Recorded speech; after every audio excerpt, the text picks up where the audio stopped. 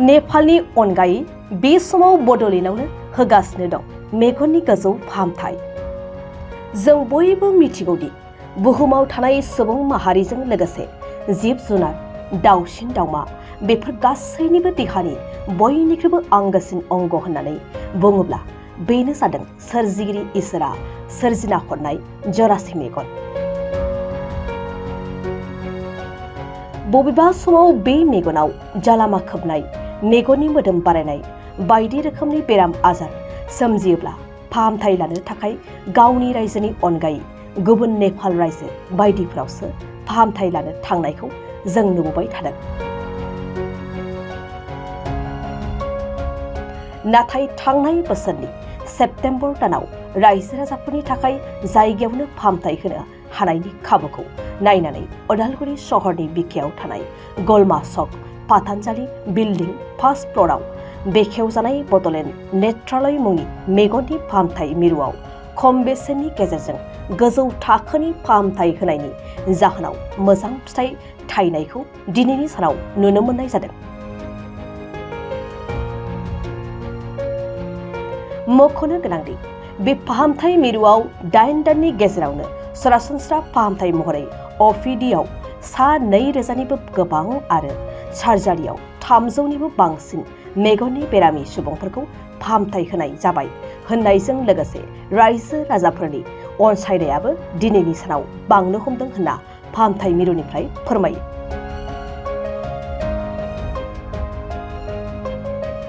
बे फाहामथाय मिरुआव फैनानै फाहामथाय लानो गोसो गुदुं जानाय सुबुंफ्रा समबार बारायनिफ्राय लानानै सनिबार बारायसिम फुंबिलि 10 रिंगानिफ्राय मोनाबिलि 7 बाजि रिंगासिम एबा गाहायाव होनाय जानबुं नं 9365109658 आव आबुङै मिन्थिनो थाखाय सुलाद लाहरनो हागोन। जोंहा बड'लेण्ड नेत्रालया सेप्तेम्बरनिफ्राय जागायनानै दासिम 8 मान्थ्सआव हाबबाय। दायो जोंनियावहाय बड'लेण्ड नेत्रालयाव जों गासै जेनेरेलि चेकआप खालामनो हादों। अपिडियावहाय जोङो 2000सो जाबाय आरो सार्जारिखौ जोङो 300सो खालामनो हाबाय। दायो जोङो रायजो राजानिफ्राय बहुत मोजां अनसायनाय मोन्दों। बहुत गोजान गोजाननि फैदों, जेरै भालेफुंनि फैदों, तामुलपुरनि फैदों, बिदिनो दाब दाब गोजाननिफ्राय फैदों। जोंनियावहाय दा जायफोर अपारेशन खालामजादों बिथांमोननिफ्रायबो जोङो फिडबेक लादों। दा बिथांमोना जोंखौ जोबोद मोजां अनसायनाय होदों। बिथांमोना जेबो उसुबिदा जायाखै आरो सोरबाफोर बेबायदिनो मेगननि बेरामजों भुगिजानानै दङब्ला बिथांमोनाबो जोंनि बड'लेण्ड नेत्रालयाव फैनो हागोन आरो जोंनियावहाय एसे एनै डिसकाउन्टनि गेजेरजोंबाबो जोङो अपारेशनखौ खालामनानै हरनाय जायो। जों नुदों जिहेतु नैबे ओनसोलनि गोबां मानसिफ्रानो दिनै नेपालावसो बेबायदि मेगननि फाहामथायखौ लायो। नेपालनि बायदि माखासे रोंगौथि गोनां डाक्टारफोरखौ बेयाव मोननो हागोन नामा? मोननो हागोन। जोंनियावहाय गासैबो मोनजोबगोन। नेपालजों आरो जोंनि बड'लेण्डनिफ्राय जों कम्पेयार खालामोबा एखेसो। नेपालाव नों थांलाय फैलाय बहुत थांगोन, जोंनियावबो बेबायदि सुबिदाखौ मोननो हागोन। गासैबो जोंनियावहाय कम्पिउटाराइज गासैबो चेकआप जायो। 6 निफ्राय 8 दानल'सो जानाय, गोबां बेयावनो फाहामथायखौ जों होनाय जाफुंसार महर फैदों। फैदों, जोंनियावहाय फैदों। दायो जोङो बहुत मोजाङानो मोन्दों। दा जोंनियावहाय अपारेशनाबो जाबाय थायो।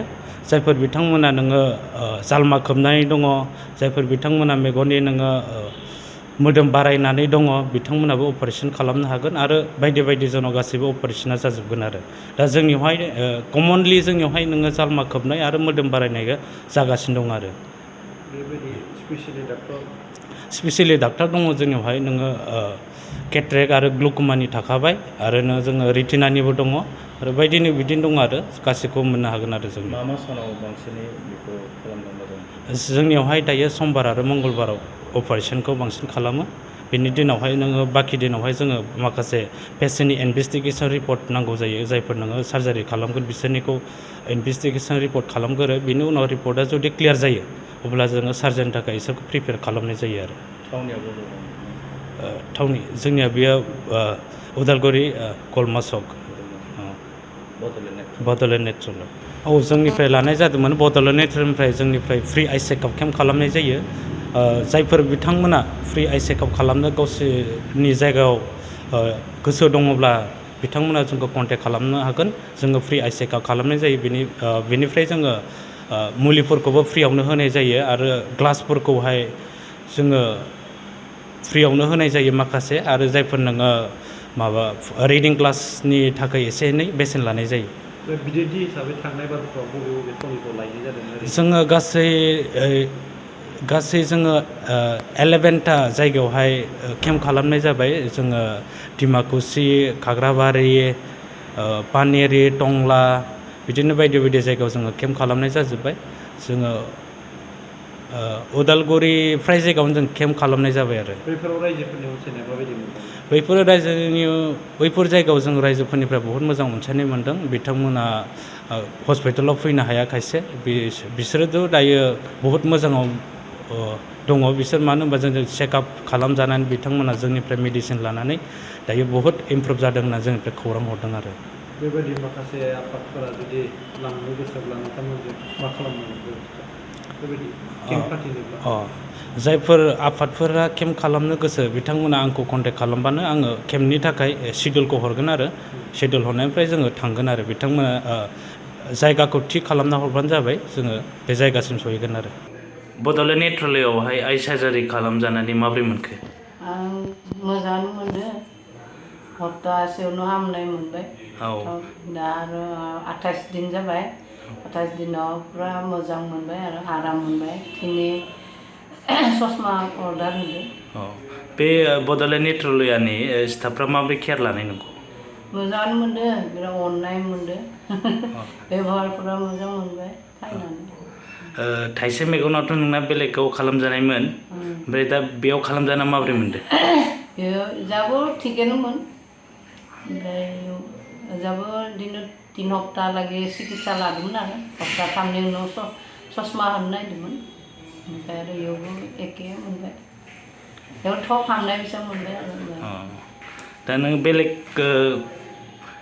पाब्लिकफोरनि थाखाय मा मेसेज होनो सानो बेलेगफोरनि माने आंनि फिसालायाबो खामगोन आरो गामिनि खानै खाथाम हिन्जाव मानसि फैनो गोनां दङ बिसोरबो खामफैगोन बयबो खामगोन ओमफ्राय दाखालि बावै आरो बेंकनि स्टाफ सासे फैदोंमोन ना कृष्ण बर' बेबो आंनि लोगोमोन ओमफ्राय आरो राज फुजानि उनाव फैगोन लंकर फैगोन मास्टर सासे फैगोन अपारेसन खालामनो सब आंनिनो लोगो आरो बिसोरो आंनि लोगो आरो बयबो फैनो ओंखारदों आरो उदालगुरियावनो खालामजानो नायदों ओमफ्राय गामिनिबो खानै खाथाम हिन्जाव मानसिबो दङ बिसोरबो खिथिनो फैगोन आरो चेकआपआव खुलुमबाय आंनि मुङा उर्मिला दैमारि आंनि बे बड'लेण्ड नेत्रालय आङो मेगन अपारेसन खालामजादोंमोन आं दायो मोजां मोनदों आं बेनि थाखाय नोंथांमोनखौ सोरफोर खालामजानोबा खालामनो फैनो हागोन आं खावलायनाय थाबाय आरो खुलुमबाय नै माबा आं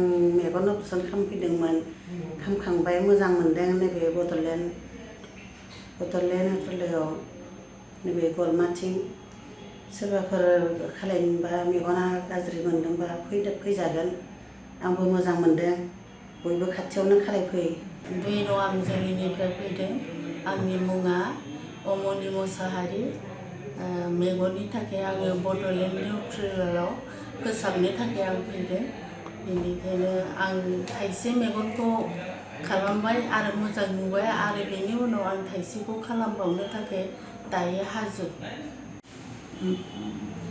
মোৰ নাম পুষ্প দাস মই বড়োলেণ্ড নেত্ৰালয় এই অপাৰেশ্যন কৰিছোঁ মই ভাল পাইছোঁ এতিয়া ভালদৰে দেখা পাইছোঁ মোৰ কোনো অসুবিধা হোৱা নাই এতিয়া ভালেই আছোঁ দেখি আছোঁ চকু দিয়া आंनि मुङा खरगेश्वर बर' नै उदालगुरियाव बड'लेण्ड नेत्रालय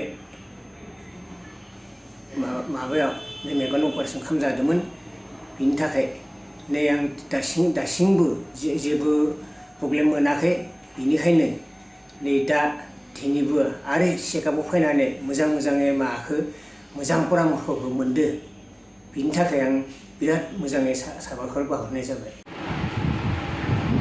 नमस्कार मोर नाम श्री रवीन कसारी मोर এই বড়োলেণ্ড নেত্ৰালয়ৰ